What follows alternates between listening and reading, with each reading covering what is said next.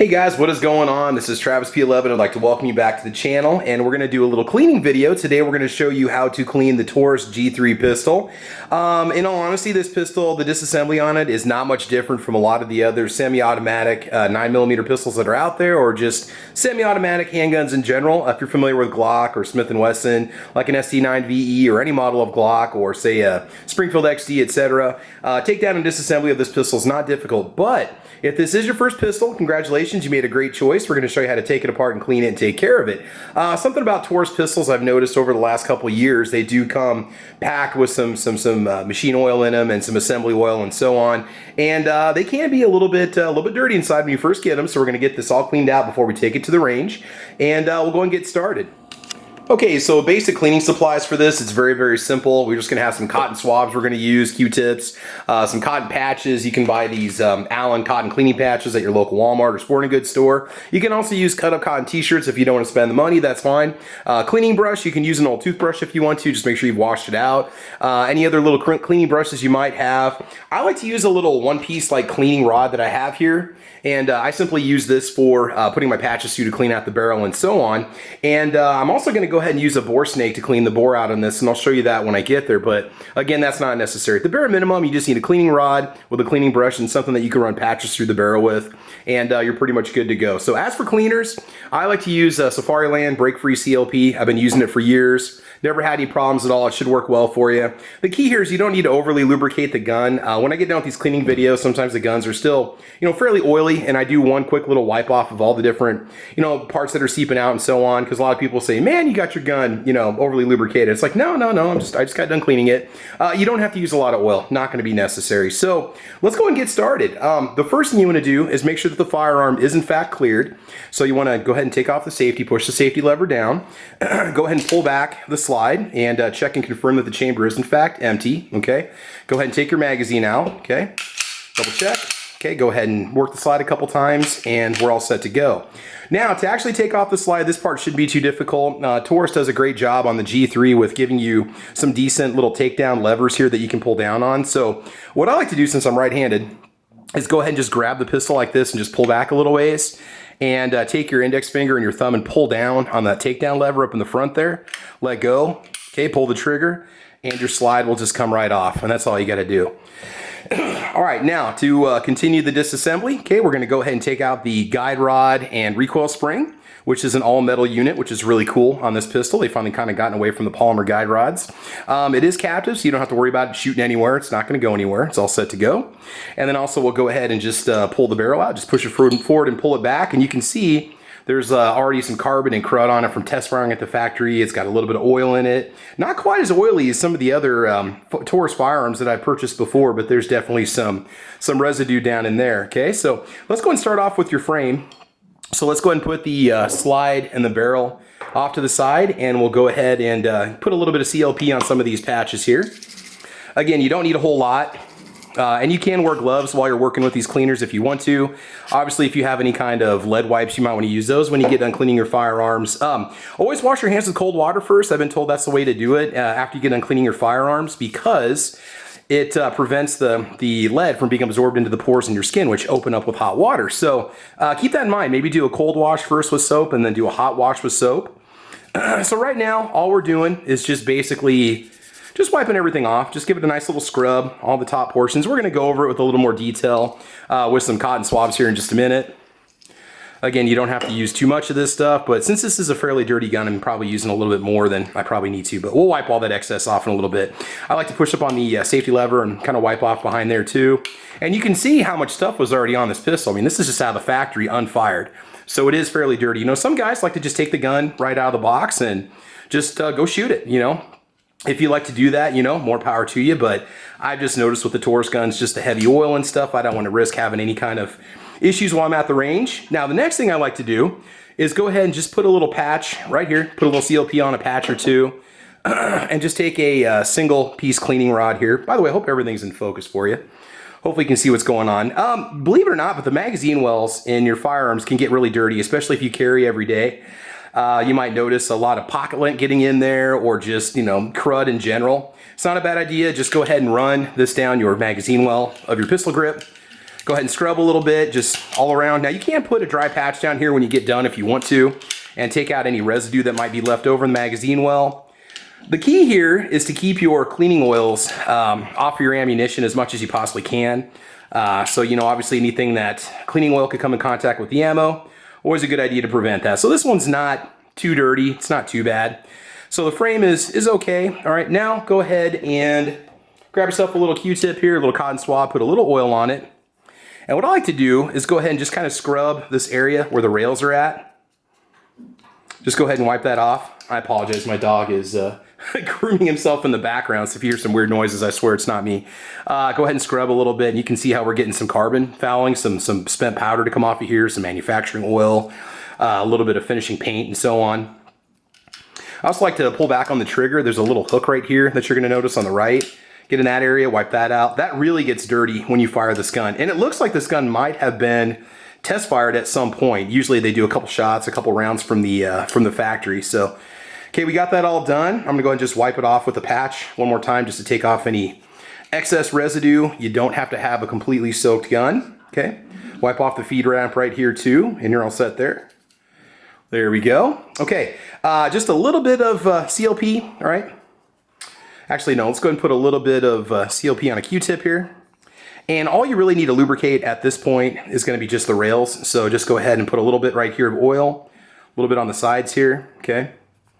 You can start to see where the contact points are because that's where the majority of your paint is wearing off. That's going to be the metal-to-metal contact surfaces where you want to make sure that you've got your lubrication, okay? And then after that, you should be all set. Now, the manual will give you some details about other points and places that you can do a little more maintenance on, but for just a basic field strip, cleaning and disassembly, you are all set to go, okay? All right, so anyway, we're just gonna go and wipe off the magazines a little bit with some CLP. Now, this one's got the 17-round mag that has a little spacer on it. You can go ahead and pull that up if you want to and just swipe around that area too. There could be some oil on these magazines, and you know, they will be a little bit lubricated when you get done, but you can always wipe them off with the dry patch if you want to. So always a good idea, like I said, keep your cleaning oils away from your ammo. And you can push down a little bit. You can disassemblies if you want to. We're not going to do that in this video, but you know, especially if you notice any kind of feeding issues, sometimes there can be some crud in the magazines and you want to clean them up. So there's a 17-round mag. We got that out of the way. Now you might have two 10-round magazines also. Same procedure for cleaning, no different. Like I said, when I make these videos, I just assume I'm making them for the beginner. So, you know, I never know how much experience a person might have. And many times I just like to make these just to kind of, you know, show you what it looks like under the hood of these pistols. So, all right, so go ahead and wipe off the top where the follower is. Okay, and again, you can wipe this off with a dry patch if you want to. Okay, we got that all taken care of. Let's go ahead and take that off to the side. Okay, now what we want to do is go ahead and just spray a little bit of CLP down the barrel. We're going to do what I like to call marinating the barrel. All right, we're going to go ahead and let that soak up a little bit and get down there, get in those barrel grooves that are in there also. Really start to soak in there. You know, they probably put a couple rounds down this one from the factory, and you can see how dirty it is. This is basically, you know, out of the box. It's dripping. I got dirty oil in there. We're gonna let that just kind of sit off to the side for a minute. And let's go ahead and go back to the slide. Now for the slide, again, very similar procedure to your frame. Just go ahead and put a little CLP on a patch here. And again, a lot of guys might be saying, man, you use a lot of oil when you do that. Well, I mean, I do wipe off the excess, but these guns are just filthy when they come out of the factory. So just, I mean, look at this. This is, you know, just right out of the box, unfired. I swear to God, I did not take this to the range yet. I want to, but finish on this is really, really rough. It almost feels kind of like a Parkerized finish maybe, or yeah, it's really interesting. A little bit different from the finish that was on the G2C, in my opinion. I mean, it might be the same thing, but and again, this gun shares a lot of lineage with the PT111 G2 and the G2C. I got a feeling it's going to be very, very popular. So what we're doing right now is just scrubbing the bottom of the slide because you can get a lot of buildup on there. And again, you can see how this looks just coming off of it. Okay, we'll go ahead and do that one more time. One more little patch here. And again, you can always wipe off any excess that you might have with a dry patch when you get done. I really like to wipe off the area in the front where the striker is. There, you get a lot of buildup around this area, but you don't want to shoot any kind of lubricant or cleaner down that hole because you don't want to get any kind of cleaner on the striker area or in the striker itself. And I'm not going to be taking the striker out for cleaning. I don't usually do that. In a disassembly, if you want to do that, I honestly don't know if the manual gets into that much detail, but I've never done it before, but you can if you want to. So that's totally up to you. Okay, let's go and wipe the area up off on the top. It's a really, really rough finish. I mean, it's durable as heck. It almost feels like a nitride or something. All right, not bad. Go and wipe out the insides a little bit. Okay, now you might want to take your pinky and get in there in the front of the slide because you'll get some buildup there and you don't always get your cleaning supplies down there too good. So, okay, look at that. There we go. Okay, that looks pretty good. Looks decent. All right, yeah, the fit and finish on this is really not that bad. It's a decent, you know, for a $229 handgun. It really is no better, no worse than a lot of guns I've seen in my time. I mean, it's, you know, obviously it's no SIG or it's no, you know, whatever, but it's perfectly fine for what it is. You can, you know, if you want to, you can scrub around this area if you have a lot of buildup. If you see a lot of crud in here, you can always feel free to brush it out if you want to and wipe it off. That's going to be totally up to you. Okay, now the next thing we want to do is go and grab a Q-tip, put a little bit of CLP on it, and just go ahead and run this down the channels where the rails ride, just down the inside, because again, you can get a lot of buildup in this area. Again, this is one of those contact areas that's going to be important that you have an ease of movement, and that's going to prevent any kind of feeding issues and running issues and so on. You can run a couple Q-tips down there if you want to. Do make sure you've got oil on them, obviously. Okay, no problems there. And I do this after every range trip. Just a good idea. Kind of scrape in between here a little bit if you want to. Make sure you don't get, again, any oil in this channel down here. You don't want that. If you do, just wipe it out with a Q-tip. It's not the end of the world, but okay, kind of give a little scrub there to that striker face. Okay, and you can always wipe that off with a dry towel if you want to also. Okay, and that's interesting. I got a little bit of silver there. I don't know if that wore through the finish or if it got a mark there, but again, this is a real early production model in this this G3 series, so it's a fairly new one. We'll wipe the whole thing off with a wet patch as soon as we get the gun reassembled. Okay, moving on. Let's go ahead and take care of your guide rod spring combo. A little bit of CLP on a patch again. Go ahead and wipe it off.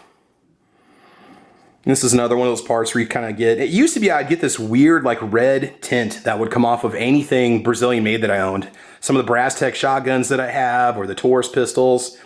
Kind of an oxidation that they had right out of the box. I don't know if it's just a product of the metal that they use or the finish or just the high humidity environment that they're coming from. Sometimes these things come packed in a lot of bit of oil, so just go ahead and wipe them all off, okay? Got that all taken care of, no problems there. Barrel, just use the same patch and just go ahead and wipe off the outside of the barrel. That's also got kind of a rough finish to it. It's not super smooth, but that's okay. You do tend to get a buildup towards the top in this area, kind of where you look down into the chamber. You do want to maybe hit that with a brush also and scrub it off a little bit. It's pretty much up to you however much cleaning you think you need to do to this. There are some people that'll just take it out and wipe out the barrel and just run a patch through, and that's basically it.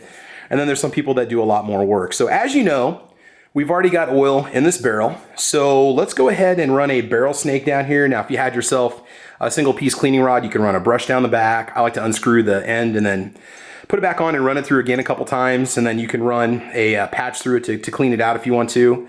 So let's go ahead and grab the bore snake and run it through a few times to get it clean. And we'll check the barrel after that. Okay guys, so this is just my Hoppe's bore snake is all we have right here. And you can put a little lubricant in the front and the back if you want to, but since there's already stuff in the barrel, we're just gonna run this right down the barrel.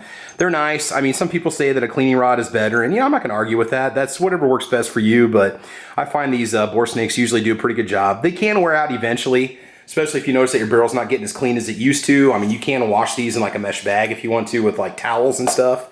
And you can definitely do that. You'd want to read the instructions on how to clean them, but they can be clean because these bore snakes do get worn out eventually. So there's a little bit of copper bristles there that cleans out the grooves and lands there in your barrel. There we go. Okay, we've run it through twice. Let's go ahead and check it. Probably can't see that, but it is nice and clean. Doesn't look too bad. So it looks good for what we're gonna do. Okay, now what I'm going to do is just go ahead and take a patch with just a little bit of oil on it. This is going to kind of preserve that inside of the barrel, just in case the firearm never gets fired, right? Just put a little CLP on the patch there. And like I said, always make sure you clean up your hands well when you get done with this, or you can wear gloves if you want to. Okay, just go and push it through the back and kind of turn it a little bit, scrub it a little bit. And yeah, that came out surprisingly clean. Not bad. The bore snake definitely did its job. So I've had these come out where you've had, you know, lines of spent powder that pop up on the patch. So yeah, that's pretty good. I think we're good to go. Okay, go ahead and check it. Nice and shiny, ready to go. Okay, let's go ahead and begin the process of reassembly. I don't think we forgot anything. If I did, you guys can chime in down below in the comments, or you're definitely going to let me know. So first things first, go ahead and take your slide, okay, and set your barrel back down in there. Oh, one thing real quick, yeah. Light coat of oil on the outside of the barrel in case it doesn't already have it. Okay, we want to make sure we're not running it dry. There's quite a bit of contact that happens here too. You can already see it on the barrel where the edges are that rub and stuff. This little channel down here, make sure you have a little bit of lubricant down here also, okay? Just kind of wipe everything off in general. And I find that if you give the firearm a nice clean the first time, it's much easier to clean it the second, third time. It's almost like it has a little protective coating that takes the dirt right off. So just go ahead and take your barrel and just set it back down in there.